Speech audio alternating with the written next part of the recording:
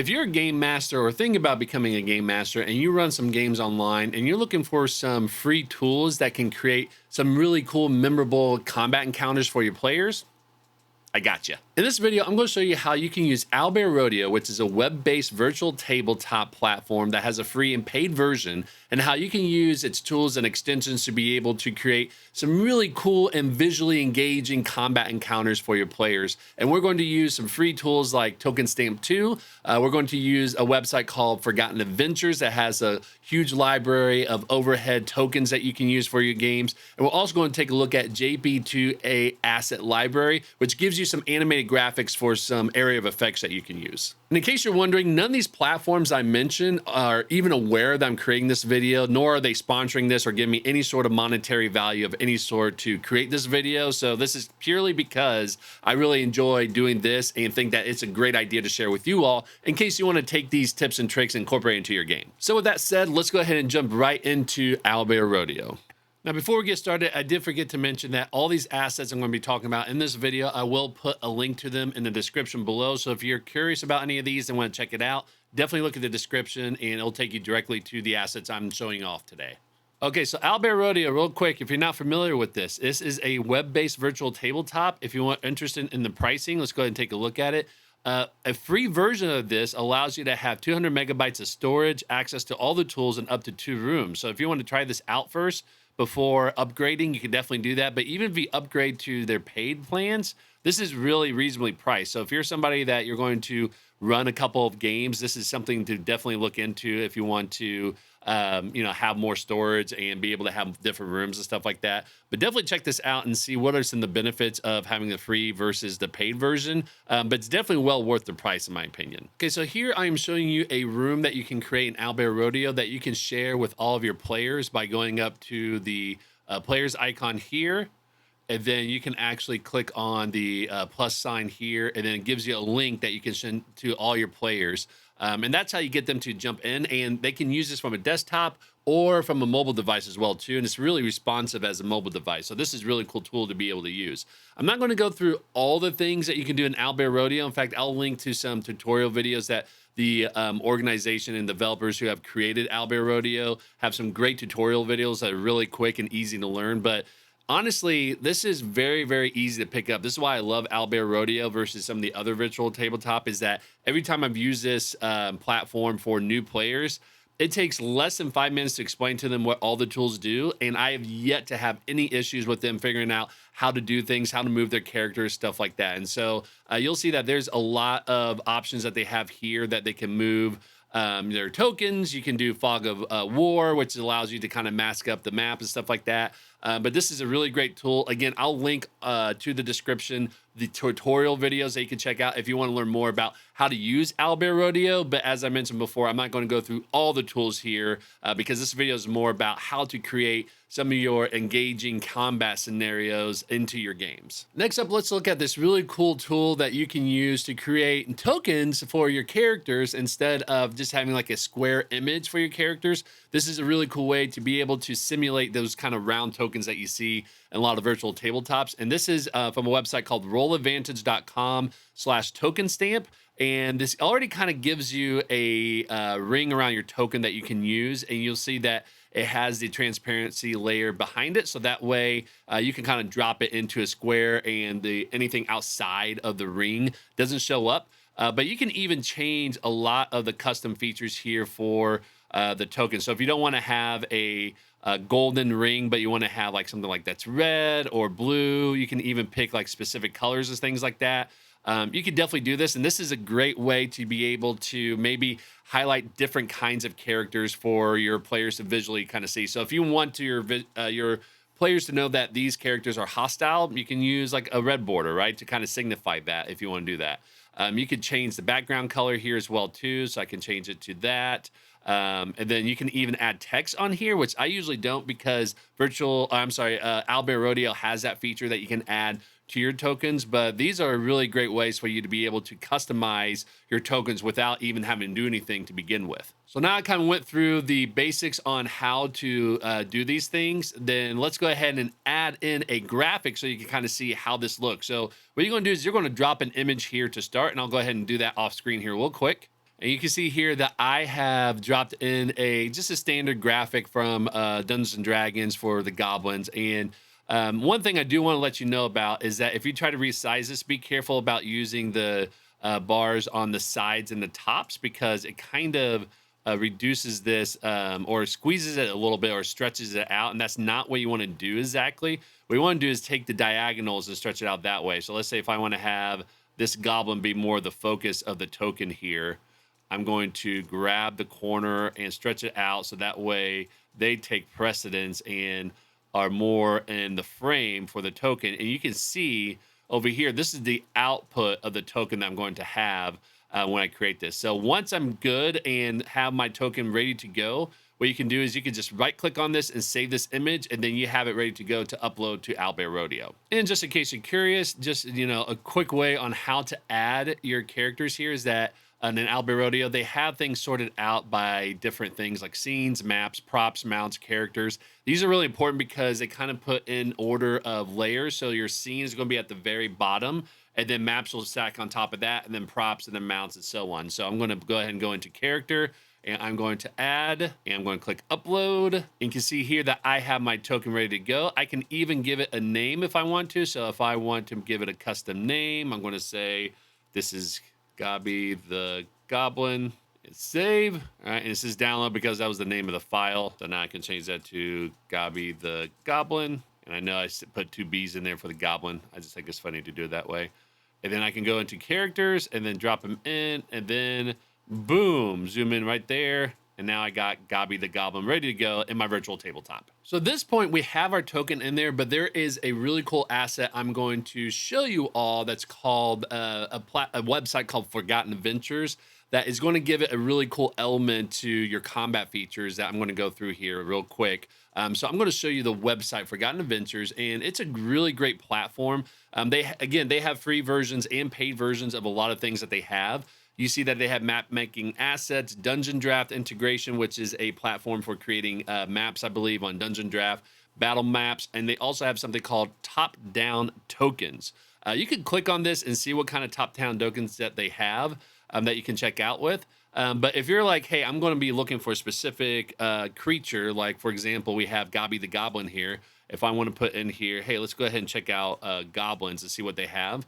And you just type that in, you can see that they have a lot of different versions here. Now, don't be put off by the price initially here, just because there is a paid version, but you can click on it and download some free versions is here too. So let me go ahead and click on this, and you can see that it gives you a little bit of description on these. There is a Patreon download if you want to pay more to get more options for these assets, but there is a free version that you can download. If you're curious to see what kind of images are in here, you can click on it and you zoom in on a little bit, and these are the goblins that you can take. So let's go ahead and download the free version here. And just like before, we're going to upload the goblin token that we want to use for our encounter here. So let's go ahead and go and add it in. And very quickly, you can see here that there are a lot of options that I just downloaded from that free version of Forgotten Adventures from the Goblin Pack. And so these are really cool to use, and you got a lot of different options here before you even have to pay for even more versions of this. But that was just one pack that I clicked on that had goblins. So definitely take a look at Forgotten Adventures, check it out, see what kind of assets they have. But you have all these really cool top-down tokens that you can use. So let's go ahead and just use the fighter version here. And we'll go ahead and call this one Gabi the Goblin as well. Import. And let's go ahead and change the name of this one. We're going to call it TD Gabi the... Actually, we're going to keep the name of this right here. And you can see that even if you have the same name, they're not going to replace one another here as well, too. All right. So now that we have that here, let's go ahead and drop them in. Boom. So now we have this top view version of the token here. Now you're probably wondering, like, well, what's the big deal here? Why am I going to use both of these if they're the same token? Well, let me show you the reason for this. There is this extension called Flip and Clash, which I'll show you here real quick. You can go to, well, let me go back here so I can explain this a little bit better. But you'll see that there is a little starry, like, kind of icon in the bottom left, and you'll click on that, and you can go to extensions. And it has all the extensions that they have available through Owlbear Rodeo that developers have created. And I'm going to show you how we have Flip and Clash. And I already have that enabled, but basically you would just turn that on. And let me show you what each one of these does. So flip is really cool because you can use this to be able to bind a couple of tokens or images or anything like that. And I think it has to be character tokens specifically. And then you can actually flip them. So let me go ahead and double click both of these here for you. So I got this Gobby the Goblin and then this Gobby the Goblin. I'm going to right click. I'm going to use bind it. And you see that one disappeared. But if I go over here and hit flip it, it flips to a new token. So this is actually really cool to use in your game because what you can do is you can, use an actual photo of a character so that way they get a sense of like what they look like. And then when they go into combat, you would just actually flip them. And now they have the top down view that they can look at to make it feel like it's a little bit more immersive and realistic as they're doing combat. Now, here's the other benefit I want to point out to you in using Flip It in this way, especially if you use the extension class for initiative and combat order. So as you notice, I have the class extension also enabled. And basically, it is an initiative tracker that you can use, but it's a very, very powerful. You can also build out a lot of cool things with it as well too. You can build out character sheets and monster stat blocks with it as well too. A lot of great features. If you're ever interested in that, definitely check it out. I'm not going to go through every single one of them, but I'll put a link to that in the description below here as well too. But what you can do here is add this person to Clash. And once I do that, you'll see it's retrieving data. It has the name in there. It has the maximum hit points and minimum hit points here. So let's say this was 15 that I want to do here, or 12, whatever I type in there. All right. It has like temporary hit points, its armor class, speed, all these things that you can put in here. But here is what I use it for specifically that really helps you plan ahead of time, is something that you can kind of reduce the amount of time that you spend in combat that I find as a game master is rolling initiative and then having to put everyone in order once you do that. Well, if you're prepping your game ahead of time, what you can do is have this view of the tokens showing up, and then you can go ahead and roll initiative for that character, however you want to handle that. You can roll this die. You can put it in manually if you're using an initiative score, or if you just want to roll it and then add it manually that way as well too. You can do that. So I can say, maybe I roll the 14 there. You can put that in ahead of time. And then when you see that I actually flip this token back, it's gone from initiative order. So when you're in your game and you're showing that, here are all the characters that they're interacting with, and now something has happened and now they have to go into combat, what really helps this situation now is once you put in all of your players' initiative order into Clash, then you can flip the tokens for your enemies here, and you're already ready to go because it remembers that and brings it back up. So this is a really great way to be able to create that immersiveness, but also reduce the amount of time that you're getting combat ready during the game because you already have that prepped out ahead of time, and you're not really showing, the initiative order or anything ahead of time to your players doing it this way. Now, last thing I'm going to show you here with Owlbear Rodeo in combat is that you can add different graphic layers onto your map to be able to simulate different things. So first of all, I'm going to show you here that there are condition markers that Owlbear Rodeo actually gives you these for free when you use their platform. So these come in standard for using their rooms. And so if you want to show like, hey, this guy is dead, you can go ahead and put that on there. Or if you want to show that they have a concentration because they have a spell on, you can do that, and it gives you a label. So that way you can use those in your games. But they also have these things like area of effects that you can use down here as well too. You can see like that is like a huge cone that you can reduce the size here. So this tells you that this is, as you start reducing it, it was like defaults to 40 feet. But if it's like a 15-foot cone, you can just reduce it here.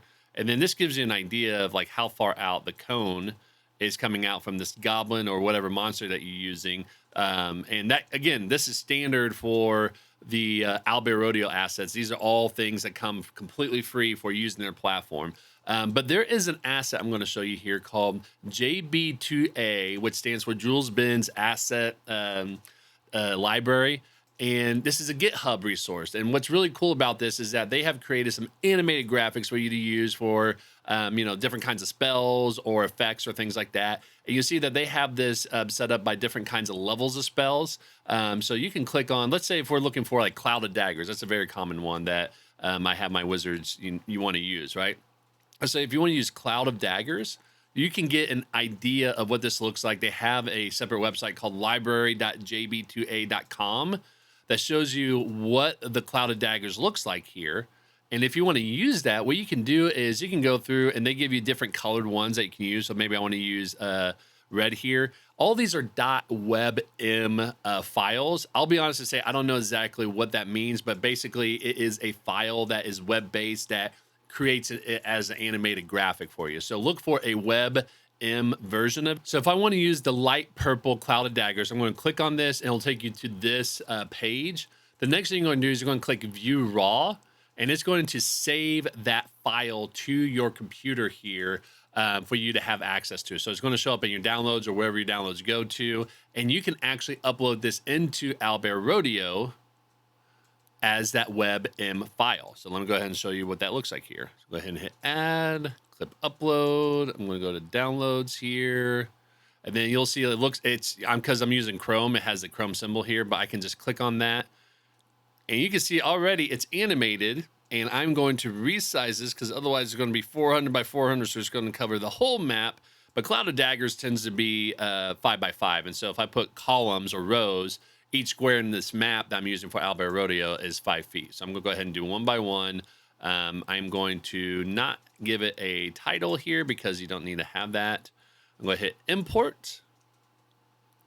And then you can see, as soon as I close out all these folders, I can grab this, put this in here.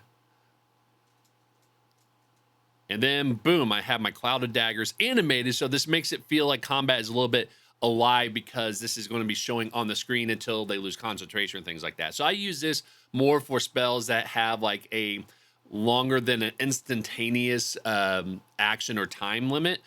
So if it's something that's going to be multiple rounds, I usually use those for that. If it's like a firebolt or guiding bolt or something like that, I usually don't bother with the graphics there just because I don't feel like it's worth the time to be able to throw that on there for like a split second just to kind of show that. But if it's a spell that has something that is a little bit more lengthier that lasts more than one round, then I usually have that on there. It's a really cool way to kind of show that visually this is what's going on, that kind of really engages the players to feel like this is coming to life for them in their game. So those are a few ways on how I create a little bit more of an engaging combat encounter and something that's memorable for my players by being able to use all those tools, which are completely for free. They also all have paid versions if you're interested in those as well too, if you want to support them or if they have assets that you really want to use and all that. But there is a free version that you can all use that will just do as well for what you're trying to do here as well. So let me know what you thought about this. Definitely, leave a comment and tell me some of your tips or tricks.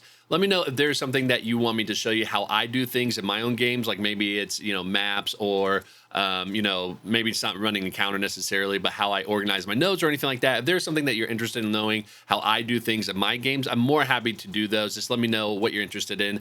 And just to let you know, Gen Con is coming up. I do live in Indianapolis, so I will be going to Gen Con. If you do see me around, I will be wearing my Roll the Dice hat. This is like the only hat I usually wear over the summer. So if you see me around, which I'm a really tall guy, I'll be, sticking a head above everybody else wearing this hat. Come up and say hi to me, and I would love to chat for you. I'm going to be very busy at Gen Con, but I love chatting with people. So definitely stop me, say hi. Let me know how things are going for you, and hope to see you all pretty soon. Thank you.